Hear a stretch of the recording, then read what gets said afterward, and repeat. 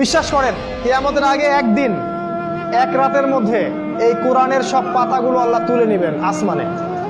হাদিসে এসেছে কোরআনের শুধু পৃষ্ঠাগুলো থাকবে, কালি থাকবে না। এটা শেষ জামানায় হবে সামনে। তিনি আরো বলেছেন যে এই কোরআন পরকালে হয় এই উম্মার পক্ষে সাক্ষী দিবে অথবা বিপক্ষে সাক্ষী দিবে। এই কোরআন কথা বলবে কাল কিয়ামতের মাঠে, বলবে যে আমাকে সে তেলাওয়াত করে নাই, আমাকে গবেষণা করে নাই।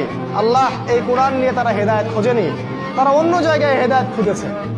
আর কোরআন যার বিপক্ষে সাক্ষী দিবে কেউ কখনো তাকে জাহান্নাম থেকে বাঁচাতে পারবে না। বিশ্বাস করেন কিয়ামতের আগে একদিন এক রাতের মধ্যে এই কোরআনের সব পাতাগুলো আল্লাহ তুলে নেবেন আসমানে।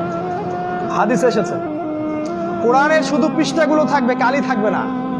এটা শেষ জামানায় হবে সামনে।